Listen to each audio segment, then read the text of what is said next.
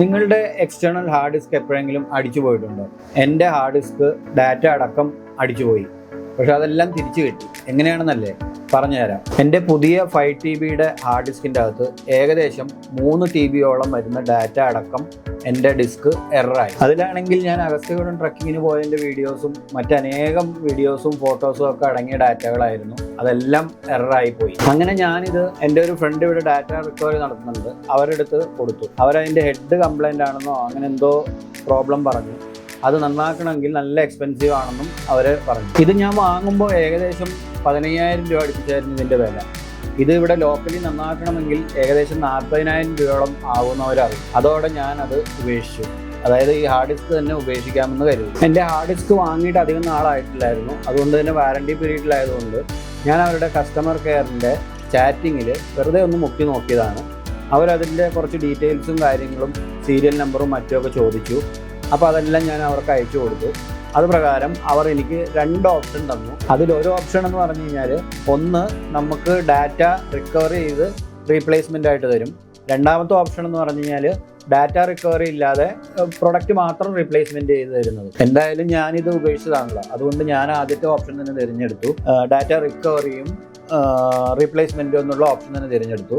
അത് പ്രകാരം അവർ അതിൽ തിരിച്ചയക്കാനുള്ള ലേബലും കാര്യങ്ങളും എല്ലാം അയച്ചു തന്നു.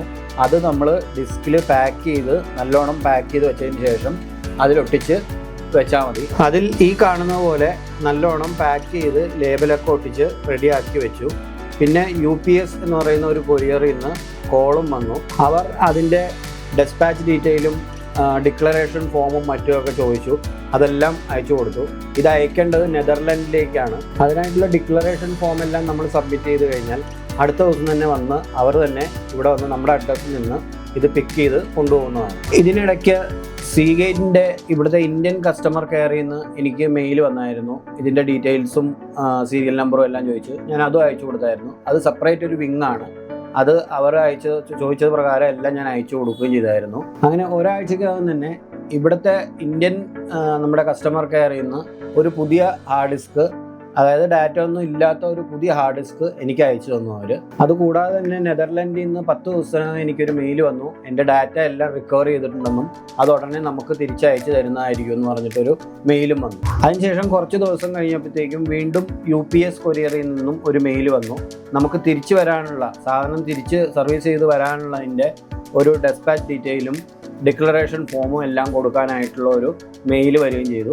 അത് പ്രകാരം ഞാൻ എല്ലാം ഡീറ്റെയിൽസ്, നമ്മുടെ ആധാർ കാർഡ് കാര്യങ്ങൾ details, dispatch detail, declaration form എന്താണെന്ന് അതിലുള്ള സാധനങ്ങൾ എന്താണെന്നൊക്കെ ഉള്ള ഒരു ഡിക്ലറേഷൻ ഫോം ഉണ്ട്. അത് അവർ അയച്ചു തരും. അത് നമ്മൾ തിരിച്ചവർക്ക് അയച്ചു കൊടുക്കും. അങ്ങനെ ഒരാഴ്ചക്കുള്ളിൽ നമ്മുടെ കയ്യിൽ പ്ലേ സ്റ്റേഷൻ്റെ ഒരു സീഗേറ്റിൻ്റെ 5 TB ഹാർഡ് ഡിസ്കും നമ്മുടെ ഡാറ്റയും എല്ലാം കൂടി നമ്മുടെ കയ്യിൽ തിരിച്ചെത്തിയിരിക്കുകയാണ്. ഇത് പാസ്വേഡ് പ്രൊട്ടക്റ്റഡ് ആയിരുന്നു. ഇതിൻ്റെ പാസ്വേഡ് അടിച്ചു നോക്കിയപ്പോൾ നമ്മുടെ ഡാറ്റാസ് എല്ലാം തന്നെ ഉണ്ടായിരുന്നു. വളരെ സന്തോഷമായി. അങ്ങനെ ഒരു പൈസ പോലും ചിലവാകാതെ നമുക്ക് ഒന്നിനു പകരം 2 5 TB ഹാർഡ് ഡിസ്ക് ലഭിച്ചിരിക്കുകയാണ്. അങ്ങനെ കമ്പനിക്ക്, സീഗേറ്റ് കമ്പനിക്ക് ഒരു താങ്ക്സ് മെയിലൊക്കെ അയച്ചു. അങ്ങനെ ഇതുപോലെ ഡിസ്ക് അടിച്ചു പോയ ആർക്കെങ്കിലും പ്രയോജനമാകുമെങ്കിൽ ആവട്ടെ എന്ന് കരുതി ഒരു വീഡിയോയും എടുത്തു. വീഡിയോ നിങ്ങൾക്ക് ഇഷ്ടപ്പെട്ടെങ്കിൽ ലൈക്ക്, സബ്സ്ക്രൈബ്, ഷെയർ ഒക്കെ ചെയ്യണേ.